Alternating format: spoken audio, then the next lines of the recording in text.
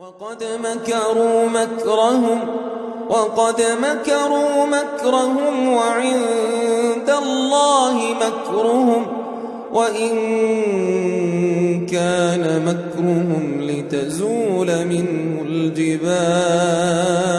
آيات عطرة من القرآن الكريم بصوت القارئ الشيخ حمزة بن محمد الفار. ولا تحسبن الله غافلا عما يعمل الظالمون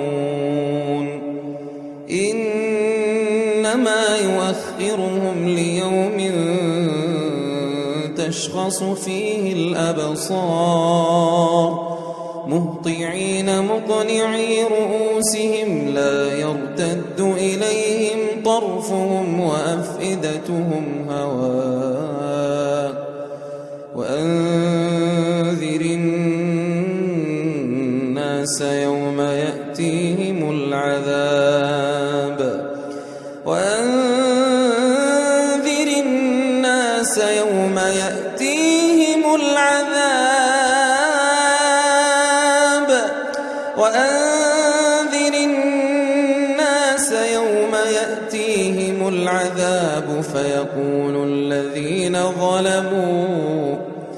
فيقول الذين ظلموا ربنا أخرنا إلى أجل قريب نجب دعوتك ونتبع الرسل أولم تكونوا أقسمتم من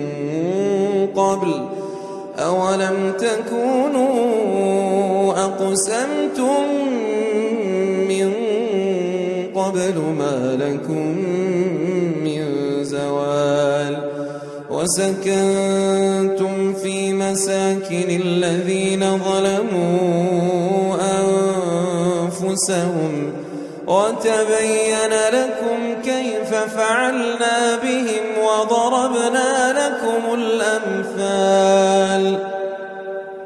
وقد مكروا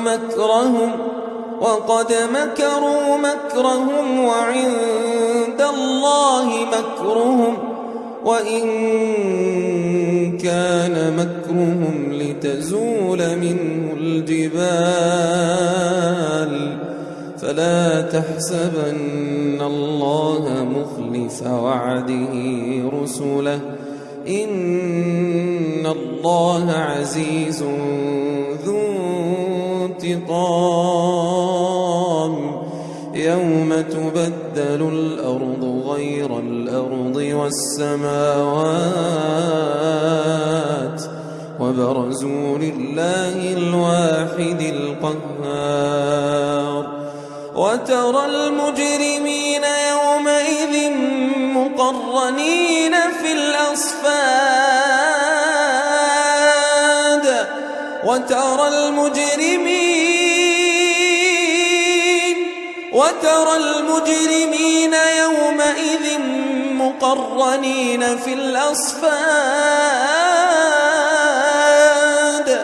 سرابيلهم من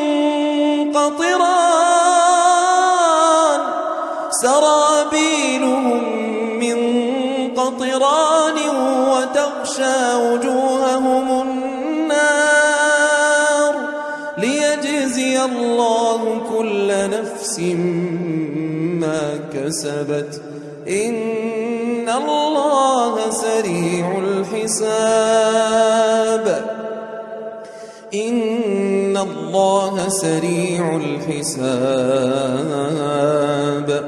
هذا بلاغ للناس ولينذروا به وليعلموا أنما هو إله واحد وليذكر أولو الألباب.